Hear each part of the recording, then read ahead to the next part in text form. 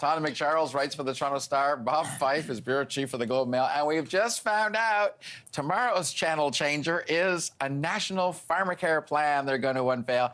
This cracks me up, honestly, because I had a long conversation with Dr. Eric Hoskins, who's leading the Liberal government's study into this last week, and he told me they were nowhere close to actually doing this yet. He was going to present his recommendations sometime in maybe April, May-ish. He said, I think he said until late June. So, it's unbelievable that they're now saying, oh, yeah, we're going to roll that out tomorrow. Maybe Dr. Hoskins is happy because the Prime Minister said, we accept all your recommendations. One at a time. Like the Truth and Reconciliation Commission. I mean, we all understand why they do this. You got so many resources, you have to stretch them out and cover them. But realistically, does this mean the Globe's going to go, oh, let's pay no attention to that Gerald Butts story? We're not going to be paying attention at all to Gerald Butts' testimony tomorrow. We're all going to be focusing on Dr. Hoskins and the finance ministers. Though. Yeah. It's got to be, you got to be laughing to say, oh. But I think what it tells you is that they're not prepared yet to substantively address all the questions that this whole affair has raised for months, or for weeks now, I guess we can say. So what they're doing is the tried and true crisis communications, which is distract, look over here, the moonshot they did last week, the climate change, let's focus on climate change. But his government's in crisis. There's no two ways around that. He's lost 2 ministers and had lost a third in January, which kicked it all off. So what are they doing to substantively address the unanswered questions in it? And we don't really know. Trudeau's staying silent today and staying silent tomorrow. Well, they are signaling that there may be some contrition on the part of the Prime Minister. You heard that last night at the rally when he said that, he's sorry to see her go, and that, this issue here has raised serious concerns. A debate that has raised serious concerns from his now taking it very seriously. And today he had David McNaughton, our ambassador in Washington, come in to meet with the Prime Minister. He's an old hand, an experienced political insider, to help him out. And this Prime Minister's office is now signaling that the Prime Minister is going to express some form of contrition on the way this whole issue was handled. But we don't know exactly what it's going to be like.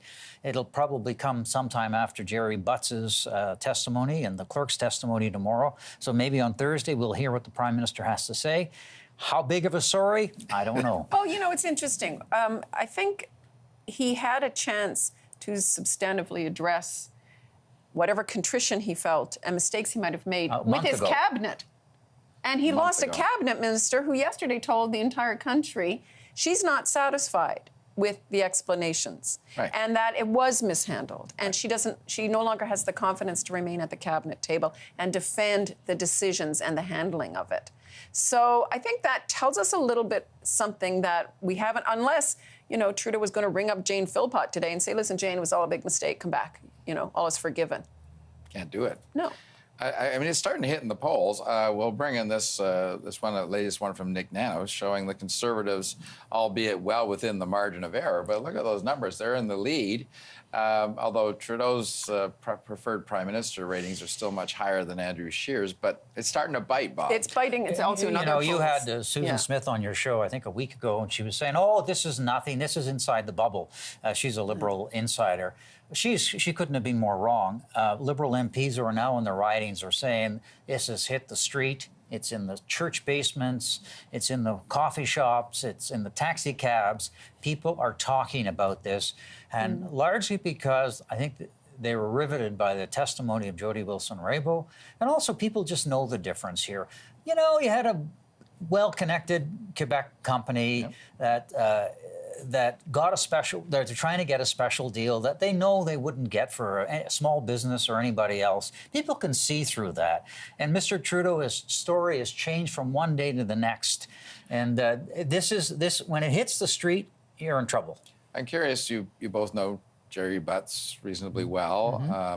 I don't know what kind of performance he's going to put on the hot seat tomorrow, but it can't be hot, is all I would say. What's he have to do? If it's a hot-headed performance and I think, overly aggressively defensive, he's not going to win the Prime Minister's side of this story any sympathy.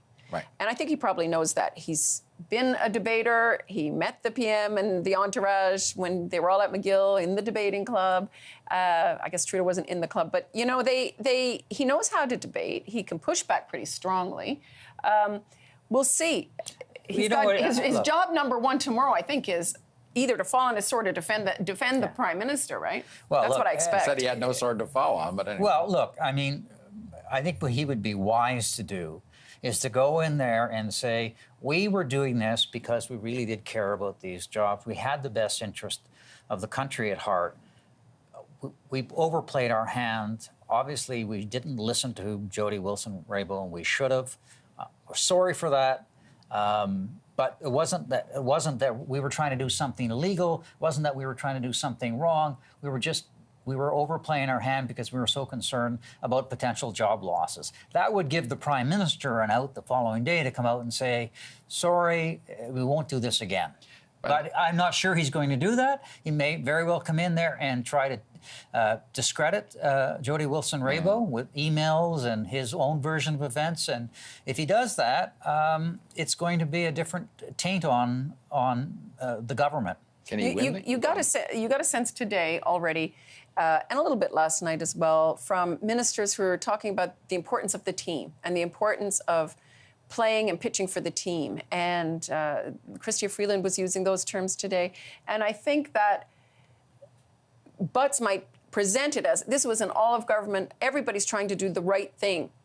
But how do they get around the questions about going about it the wrong way? That's my concern. I mean, she's right. There was sustained and coordinated pressure to get an attorney general to overrule an independent prosecutor. Right. And that's not deniable.